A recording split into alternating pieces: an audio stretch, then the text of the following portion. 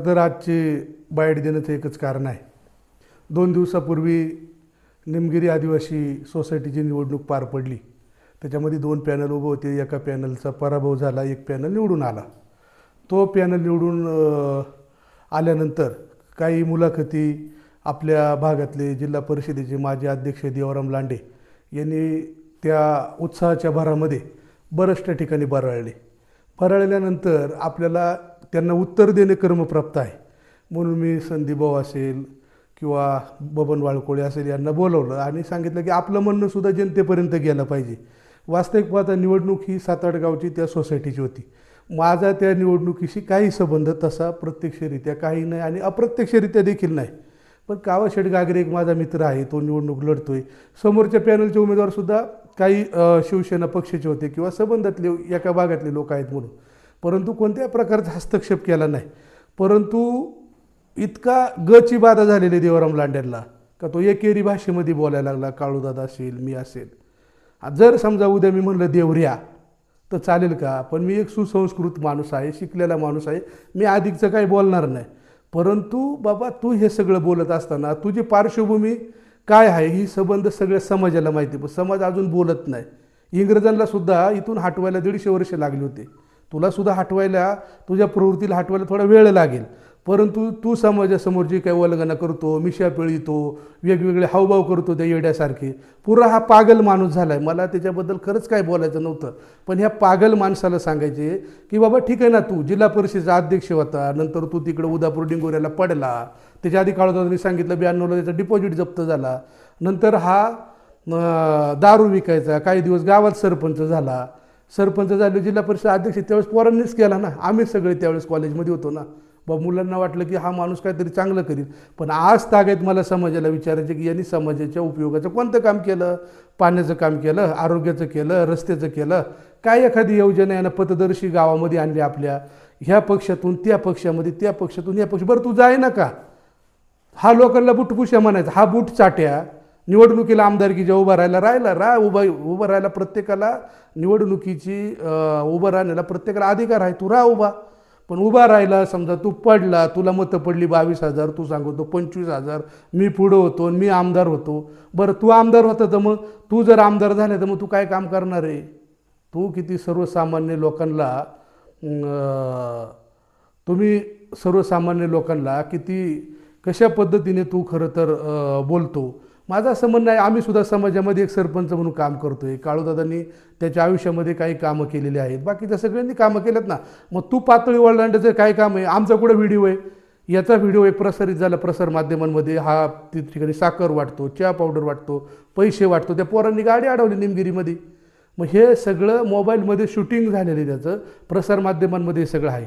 अशा पद्धतीने निवडणुका समजा जिंकल्या तरी त्या शुभेच्छा ना, तुला शुभेच्छा आहेत. पण तू अशा पद्धतीने जर आम्हाला एकेरी भाषेमध्ये बोलणार असेल किंवा मी कोणतरी लय तारणार आहे आणि हे पार यांनी काहीच काम केलेलं नाही तर असं काय नाही. तर मला तुला ह्या निमित्ताने सांगायचे की बाबा भविष्यामध्ये सुद्धा निवडणुका येतील, कोणतरी उभा राहणार आहे, कोणतरी पडणार आहे. तू एवढा बेडकासाठी सारखा फुगला आहे. ते काय मी मागे एकदा म्हणलो होतो, हा दिवाळी ना विजायच्या आधी फडफड करायला लागला. बरं निमगिरी सोसायटीतून निवडून आणली, याच्या आधी तू 20-25 वर्ष तिथं संचालक होता ना, मग तुला कळालं डिव्हिडंड म्हणजे काय? हा म्हणतो कर्ज वाटप करणार, बिनव्याजी कर्ज वाटप करणार, माझी सोसायटी प्रॉफिटमध्ये आली पाहिजे. कोणतं गणित आहे बरं हे? याला जर त्याच्यातली अक्कल नावाचा प्रकार हा नाहीच आहे. हा बेअक्कल आणि बिनडोक माणूस खरं तर आहे. पण ठीक आहे, आला निवडून, तुला निवडून आल्याबद्दल आम्हाला तुला काही म्हणायचं नाही. परंतु जिथं जाई लग्नात गेला तरी राजकारणावर बरळणार, दसक्रियेमध्ये गेला तरी राजकारणावर बरळणार. आम्हाला सुद्धा खूप साऱ्या गोष्टी बोलता येतात, परंतु एखाद्याच्या लग्नात दसक्रियेमध्ये त्या ठिकाणी कुठल्या चुकीच्या पद्धतीने जायला नको. आम्ही समाजामध्ये वावरत असताना काही समजा मर्यादा पाळू नये का? आता आम्ही शिक्षण घेतलेले, शिक्षणाबद्दल सुद्धा शिकल्यात तेवढी हुकल्यात. तुला माहिती आहे 1ली ते 10वीपर्यंत, 10वी ते 12वीपर्यंत, 15वीपर्यंत वेगवेगळे कोर्स करायला किती वेळ अभ्यास करावा लागतो हे तुला माहिती आहे? कधी तू अभ्यासाची पुस्तकाची ती ओळख झाले? अजिबात झाली नाही. त्यामुळे तुला ते सुद्धा बोलण्याचा अधिकार नाही. ह्या मूर्ख माणसाला काही लोक मुलांचा सत्कार करायला बोलवतात. अरे याचा काय आदर्श लोक घेणार आहेत? आत्तापर्यंत त्यांनी कुठली कामं समाजाच्या प्रती केलेली आहेत? मला खूप बोलता येईल, परंतु काही खूप गोष्टी मर्यादा आहेत, आपण बोलू शकत नाही. मला तुला एकच बाबा सांगायचे, तुला निवडणुकाला लढ ना. आणि काय तर म्हणलं पाणी पाजून पाणी पाजून कुस्ती लावा. आता कवर लढतो, पिकून पार गळायला आला ना माणूस. 60 वर्षाबरोबर एवढ्या निवडणुका लढला, जिंकून आला, तुला समाजाने एवढा प्रतिसाद दिला, मग समाजाप्रती काय काम केला? अजूनही समाज पाण्याविना वंचित, अजूनही समाज आरोग्याविना वंचित, शिक्षणाविना वंचित, अजूनही किती लोकांना धडपड करावी लागते, अजून किती समस्या आपल्या भागामध्ये आहेत, अजून शेतीसाठी पाणी नाही, अजून पिकअपच्या पिकअप भरून त्या ठिकाणी बनकर फाटेल जातात. हा म्हणतो मी खुशी खुशी. अरे लोक उपाशी मेली ना, तुला काय त्याच्यातली जर गंतच असती तर हा येण्यासारखा बोलला असता का? विदूषकासारखा बोलतो काही पण. काय म्हणतो, ॲक्सिडेंट झाला का मी जातो. मी जबाबदारीने सांगतो, चावण त्या ठिकाणी ॲक्सिडेंट झाला, मी 42,000 रुपयाची मदत केली माझी आणि माझ्या डेअरीच्या सगळ्या यांच्यामार्फत, शेतकऱ्यांमार्फत. यांनी तिथं 5 का 10,000 बोलला, ते सुद्धा रुपये दिले नाही. दुसरा गोदऱ्याला ॲक्सिडेंट झाला, तो जो काही ॲक्सिडेंट झालेला माणूस होता, अपघात हा अपघात असतो. कोणतरी एक जण गाडीला धडकल्यानंतर दुखापत होणार आहे किंवा मृत्यू पावणार आहे, समोरचा माणूस पैसे देत होता, याला स्टंटबाजी करायची असते, याला व्हिडिओ काढायचे असतात, म्हणून त्या गोदरेची आजही ती मुलगी घरात झोपू नये, तिला 1 रुपयाची मदत झाली नाही. किंवा चावणच्या लोकांनी याला 1 रुपयाची मदत नाही, यांना दिलं 2,000 रुपये, हा मोठी जाहिरात करतो. अरे आम्ही पण समाजामध्ये वेगवेगळ्या माणसांना आमच्या ऐपतीप्रमाणे मदत करतो ना. कारण का? आम्ही समाजाचं काही चोरलंच नाही आत्तापर्यंत. समाजाचं सगळं चोरलंय तू, 1 नंबरचा चोरटा माणूस. परंतु फक्त दुसऱ्याला नावं ठेवण्यामध्ये याचं आयुष्य गेलेलं आहे. सगळं बोलून घेतो, म्हणतो काय मी काय बोलत नाही आणि इथून पुढं कोणी मला बोलू नका. अरे तू जर बोलला तर तुझा तो जो फणा आहे तो माणसं ठेसणारच आहे, तुला उत्तर देणारच आहेत. त्याच्यामुळं तू भविष्यामध्ये विचार करताना, आता आपण 60च्या वयाकडे गेलेलो आहे, आपल्या वयाचा विचार जर वाटत असेल का समाजातल्या तरुणांनी विचार करावा, समाजातल्या जनतेने तुझा विचार करावा, तर आपलं वय, आता वय ज्या पद्धतीने झालं आहे, ज्या पद्धतीने समाजाने आपल्याला यापूर्वी मान सन्मान दिला होता, लोकांनी आपले फुलं उधळल्यात, लोक गौऱ्या पण उधळीत आहेत, याची उत्तम उदाहरणं समाजामध्ये आहेत ना. कितीतरी वर गेलेले खाली आले. एवढी तुला गर्व झाला आहे का मी म्हणजे मीच? अरे सोसायटी आहे, गावागागऱ्याला वाटलं की बाबा तो इलेक्शन लढू शकतो, त्याने पॅनल लावला, तो त्या भागातला आहे, त्याचा बाप थकलाय. तू नव्हता का थकला? तू विघ्नर सहकारी साखर कारखान्यामध्ये तू तिथं थकबाकीदार होता, तू जर अर्ज बाद झाला नाही का त्या ठिकाणी, मग काय केलं त्या विघ्नर सहकारी साखर कारखान्याचा?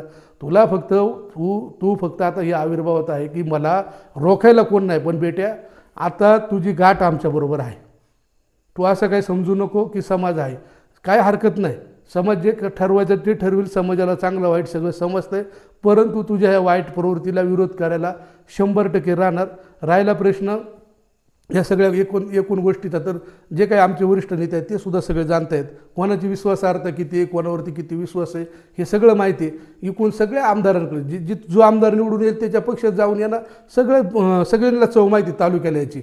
परंतु हा केवळ फक्त आपल्याला आगोरी इच्छा, ज्याला राक्षसी प्रवृत्ती आपण म्हणतो, ती आगोरी इच्छा आहे माणसाच्या खरं तर याच्यामध्ये आहे. जे पाहिजे ते मलाच पाहिजे. आजपर्यंत मला समाजाला विचारायचे, यांनी याचं कुटुंब सोडून दुसरं कोणाला मोठं केलं आहे, कोणाला उभं केलं आहे? आजपर्यंत हा सोसायट्यांमध्ये कायसाठी येतो आहे का? याला PDCचं मतदान करायला मिळालं पाहिजे, याला महामंडळाचं मतदान करायला पाहिजे. मागची जी याची निवडणूक झाली आपली कृषी उत्पन्न बाजार समितीची, हा याला पैसे देत नव्हते तर हा आकडून बसला होता मतदान करायला. म्हणजे हा केवळ पैशाचा बाजार मांडण्यासाठी, लोकांकडून पैसे घेण्यासाठी त्या सोसायट्यांमध्ये उभा राहतोय आणि कुठल्याही प्रकारचं लोकांच्या हिताचं काम करीत नाही. आतापर्यंत का नाही केला? जिल्हा परिषदेचा अध्यक्ष होता, एक त्यांनी पतसंस्था काढली होती, का बुडाली पतसंस्था? समाजाला सांगणार आहे तू उत्तर? कोणाखाली ती पतसंस्था, कोणामुळे बुडाली? म्हणजे आपण आतापर्यंत एक संस्था काढली नाही. उगाच येईल ते बोलू नको बाबा, बरळू नको. शिक्षण वाघिणीचं दूध आहे, येईल तो बोलणार, चुकीच्या गोष्टींवरती बोट ठेवणार, परंतु आपल्याला येईल ते तोंडामध्ये अजिबात बरळू नको. भविष्य काळामध्ये तू जे बोलशील त्याला खंबीरपणे उत्तर द्यायला आम्ही आहे. आणि राहिला प्रश्न निवडणुकांचा, तर निवडणुकीमध्ये कोणतरी जिंकणार आहे, कोणतरी हारणार आहे, ही लोकशाही आहे. लोकशाहीमध्ये प्रत्येकाला उभा राहायचा अधिकार आहे. परंतु त्या मिशा पिळणे, ते हावभाव करणे, माकडासारखे माकड चाळे करणे खरं तर थांबव. एवढ्यांनी जर समजा आता शहाण्याला शब्दाचा मार, एवढं ऐकून जर तू बाबा सुधारला तर सुधारला, नाही तर भविष्यामध्ये ही लढाई जी आहे ही अशीच चालू राहणार. तुला दिसेल तिथं तू जिथं प्रवृत्ती तुझी असणार, ही वाईट प्रवृत्ती बाकी ठेसल्याशिवाय राहणार नाही. एवढं या माध्यमातून सांगतो. जय हिंद, जय महाराष्ट्र, जय आदिवासी.